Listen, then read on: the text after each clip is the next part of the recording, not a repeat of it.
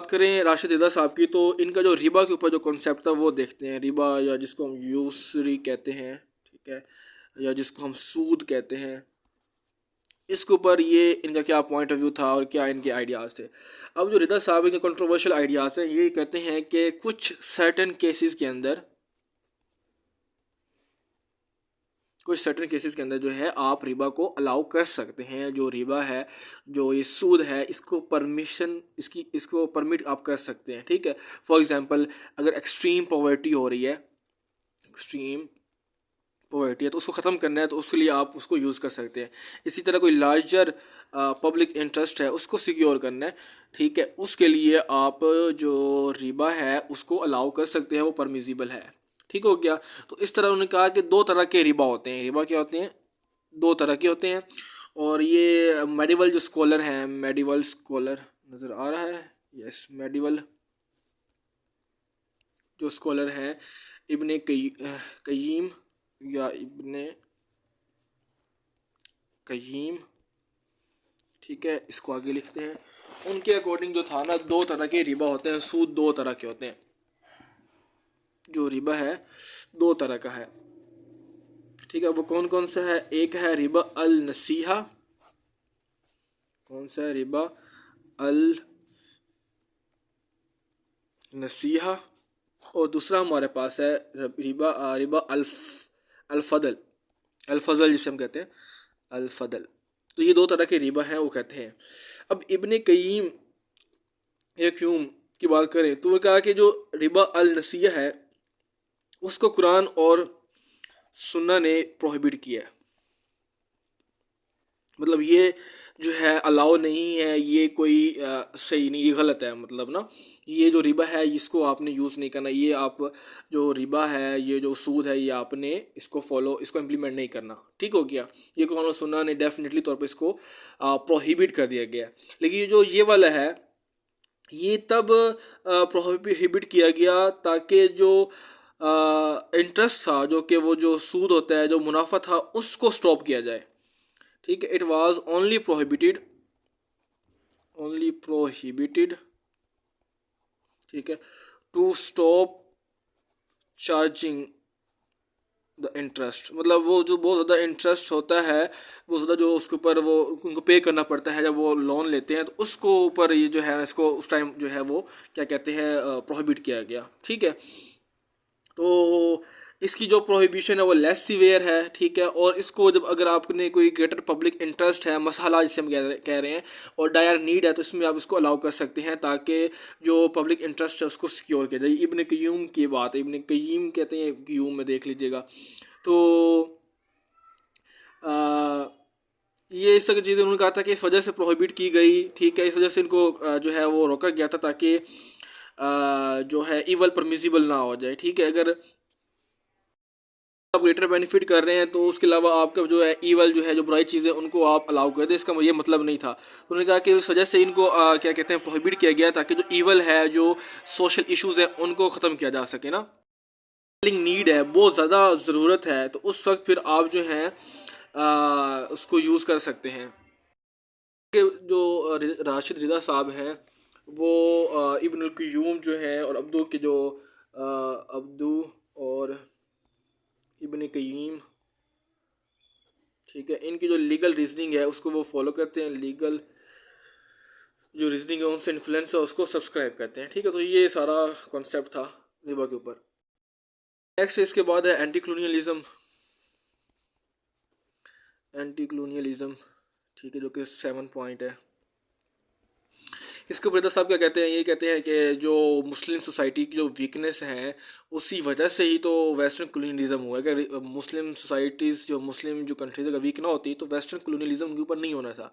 तो वो यही कह रहे हैं, जो वीकनेस है मुस्लिम्स के अंदर, लाइक एक्सेसिव सूफीज़म है, सूफी एक्सेसिव है, ब्लाइंड इमिटेशन है जिसको हम तकलीद कहते हैं, तकलीद है। इसके अलावा स्टेगनेशन है उल्मा की, मतलब उन्होंने ग्रो नहीं किया with the passage of time, जो मॉडर्न टाइम आता गया, इस वजह से वो फेल हो गए साइंस और टेक्नोलॉजी के अंदर। स्टैग्नेशन की वजह से। तो ये सारे फ्लॉज है जिस वजह से वेस्टर्न कॉलोनियलिज्म उनके ऊपर हुआ था। तो वो एंटी कॉलोनिज्म की बात करते हैं कि ये कॉलोनिज्म नहीं होना चाहिए। उनका ये जो फ्लॉज हैं इनको आप ख़त्म कर सकते हैं, एलिवेट कर सकते हैं अगर आप इस्लाम के ट्रू प्रिंसिपल्स के ऊपर फॉलो करते हैं। इस्लाम के ट्रू प्रिंसिपल्स क्या है कि आप इज्तिहाद करें और जो मॉडर्न रियलिटीज़ हैं उनको उनके अकॉर्डिंग अपने आप को चेंज करें। ठीक है, इस्लाम को आप उसके जो प्रिंसिपल्स हैं उनको मॉडर्न रियलिटीज़ के अकॉर्डिंग सिंक्रोनाइज करें उनके ताकि उसको वो सूट करें। ठीक है, तो इस तरह के जो मुस्लिम्स हैं वो कॉलोनियल पावर्स की सबऑर्डिनेशन से बच सकते हैं। जो कॉलोनियल पावर्स हैं जो उस टाइम की, उनसे वो अवॉइड कर सकते हैं। फ्रेंड्स, जो इनका आइडिया है, कॉन्सेप्ट है, वो है फ्री मैसनरी। लास्ट इसका है फ्री मैसनरी, मैसोनरी। अब ये क्या है, फ्री मैसनरी सीक्रेट सोसाइटी होती थी, सीक्रेट सोसाइटी। कुछ लोगों के ग्रुप हो गया, ठीक है, वो जिनका सेम बिलीफ है, सेम गोल्स हैं, उनकी एक सीक्रेट सोसाइटी होती थी। तो अब जो रिदर साहब थे वो इस एसोसिएशन को अच्छा नहीं समझते थे, वो अनईजी थे, वो इसको क्रिटिसाइज़ करते थे फ्री मैसनरी के ऊपर ना। मतलब ये जब वो अब्दू अब्दू के साथ थे, अब्दू जो इसका उनका जो जिनको ये फॉलो करते थे, जिनके साथ थे, तो ये अब्दू अफ़गानी के और उनके जो डिसिपल्स थे ना वो फ्री मैसनरी में इन्वॉल्व थे। अब्दू अफ़गानी और उनके जो डिसाइपल्स हैं, ठीक है, वो फ्री मैसनरी जो थे वो उसमें इन्वॉल्व। फ्री मैसनरी में एक सीक्रेट सोसाइटी है, सीक्रेट लिखा हुआ है, ऑर्गेनाइजेशन है जिनके कुछ पॉलिटिकल गोल्स हैं, कुछ सोशल गोल्स हैं जिनके ऊपर वो काम कर रहे हैं। ठीक है, जिनके ऊपर मूवमेंट चला रहे हैं सीक्रेटली ना। तो जो राशिद रिदा साहब हैं वो इसके ऊपर अनईजी थे। वो अपने मेंटोर जो थे मोहम्मद अब्दो, उसके ऊपर क्वेश्चन करते थे कि ये उनके जो हैं फ्री मैसनरी का इतने टाइज क्यों है, मतलब क्यों ये सीक्रेट जो एजेंसी है, जो एक सोसाइटी है, उनके साथ उन्होंने क्यों वो जो है वो टाइस बनाए हुए हैं। तो उसके अलावा जो अफ़गान जो थे, क्या कहते हैं, अफ़गानी जो थे वो भी इसी में ही थे, वो भी मैसन बने हुए थे, इनके सपोर्ट कर रहे थे। तो अब्दू जो थे वो फिर रिप्लाई करते थे, वो कहते थे कि हम जो मैसनरी जो है उसको सपोर्ट कर रहे हैं, मैसन बने हुए हैं, सीक्रेट हमारी सोसाइटी बनी हुई है, तो हमारे कुछ पॉलिटिकल और सोशल पर्पज़ हैं, पॉलिटिकल एंड सोशल पर्पज़ है। ठीक है, तो ये सारा इसका जो सीन था। तो इस हिसाब से जो राशिद रिदा साहब हैं वो मैसन्स को बहुत ही अच्छा नहीं समझते थे, वो समझते थे कि ये बहुत वर्स हैं, और ये कहते थे कि इनके जो हिडन ऑब्जेक्टिव्स हैं ये मतलब कोई सही नहीं है, ये डिस्ट्रक्टिव हैं। और कहते थे कि ये जो फ्री मैसनरी है ये बेसिकली जूइश कॉन्स्पिरेसी है, ये जूइश का एक एजेंडा है ताकि वर्ल्ड को वो मैनिपुलेट कर सकें। तो ये सारा इनका जो था वो कॉन्सेप्ट था, या इनकी क्रिटिसिज्म था राशिद रिज़ा साहब का फ्री मैसनरी के ऊपर। ठीक हो गया। अब लास्ट पॉइंट पे आते हैं लेगेसी और कंक्लूजन के ऊपर कि क्या इनकी लेगेसी रही है और कंक्लूजन हम इसको अगर करें तो क्या बनेगा। लेगेसी राइटिंग इसी तरह है, आपको बेयर करना पड़ेगा। ठीक है, आगे पीछे होती रहती है राइटिंग ना। अच्छा, अब इसकी देखते हैं क्या कंक्लूजन है। साहब जो है 1935 में इनकी डेथ होती है, जैसे मैंने बताया। जैसे ही जब वो कायरो वापस जा रहे थे, ठीक है, कायरो जा रहे थे स्विस से, तो वहाँ पे उनकी जो है वो डेथ हो जाती है, क्योंकि वो उनकी मीटिंग थी कायरो के अंदर ना इब्ने सऊद के साथ। ठीक है, जब उनकी मतलब जो मीटिंग करनी थी उस करने के बाद जब वो कायरो जा रहे थे तो वो फिर उनकी डेथ हो गई। उनकी डेथ के बाद उनके जो आइडियाज़ थे वो इन्फ्लुएंशियल रहे मुस्लिम वर्ल्ड के अंदर। ठीक है, उनकी जो रिफॉर्मिस्ट प्रोग्राम था उससे मुस्लिम सोसाइटी ने काफ़ी हेल्प ली, मुस्लिम सोसाइटी को काफ़ी फ़ायदा हुआ कि वो बैकवर्ड जो लुकिंग कल्चर था वहाँ से वो निकल गए मुस्लिम लोग। ठीक है, क्योंकि वो जो बैकवर्ड जो लुकिंग कल्चर था वो वेस्टर्न पावर compete नहीं कर सकता था। ठीक है, तो वो कल्चर, तो इस हिसाब से उन्होंने जो है वो मॉडर्न वर्ल्ड की तरफ उन्होंने मूव किया ताकि मॉडर्न वर्ल्ड के जो चैलेंजेस हैं उनको डील किया जा सके।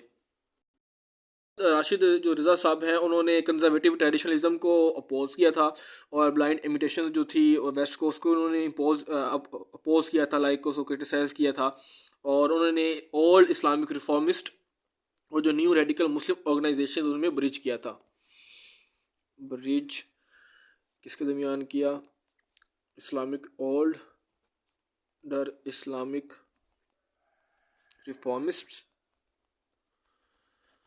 और इसके अलावा जो थे रेडिकल मुस्लिम ऑर्गेनाइजेशंस। ठीक है, मतलब वही के ट्रेडिशनल और मॉडर्निज्म के दरमियान उन्होंने एक लिंक डेवलप किया 90s के अंदर। टीचिंग है जो इनका जो कॉन्सेप्ट है वो इस्लामिक यूनिवर्सिटी ऑफ मदीना में पढ़ाया जाता है। इस्लामिक यूनिवर्सिटी ऑफ मदीना,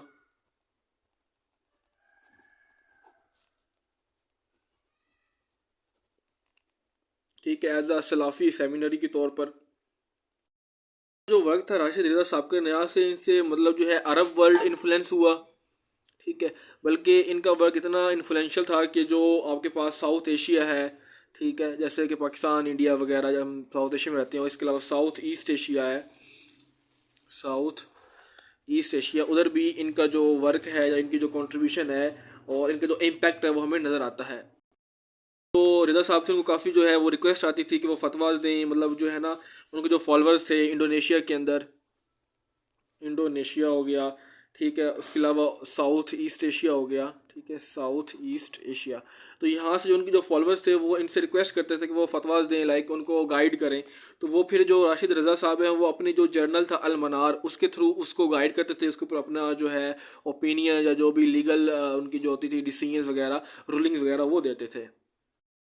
जो फतवाज थे, ठीक है, यही फतवा जो थे वो स्कॉलर्स के अकॉर्डिंग जो था सोर्स ऑफ इंस्पिरेशन था, और यहीं से इंटेलेक्चुअल उनकी जो थॉट है, लाइक जो मुसलमानों की 20th सेंचुरी के जो इंडोनेशिया है या बाकी जो मुस्लिम वर्ल्ड है, उनकी जो इंटेलेक्चुअल जो शेपिंग हुई है वो इसी फतवाज और इन्हीं के अलमनार की जो मैगज़ीन थी या इनकी जो राइटिंग्स थी उनके थ्रू उनको काफ़ी जो है वो शेपिंग हुई है। आखिरी पे यही है कि जो यूसुफ अल कुरदवी है, यूसुफ अल कुरदवी, यूसुफ अल कुरदवी, वो कहते हैं कि जो राशिद रिज़ा साहब है वो ट्रू मुजद्दिद ऑफ इस्लाम है, true Mujaddid of Islam of his time, ये इनको कहा गया है। मतलब मुजद्दिद थे, काफ़ी ज़्यादा इन्होंने कंट्रीब्यूट किया, ठीक है, हम प्रोमिनेंट स्कॉलर रहे हैं, ठीक है। तो ये सारा कॉन्सेप्ट था राशिद रज़ा साहब का, काफ़ी हमने इसके पार्ट्स बनाए, आई होप आपको सारा समझ आ गया होगा मेन मेन का कॉन्सेप्ट, इनके आइडियाज़ वगैरह। तो CSS के लिए, PMS या बाकी एग्ज़ाम के लिए आपका नॉलेज जो है इम्प्रूव करेगा। सो अगर आपको वीडियो अच्छी लगे तो लाइक करें, कमेंट करें, अपना फीडबैक दें और चैनल को सब्सक्राइब करें। Thank you so much.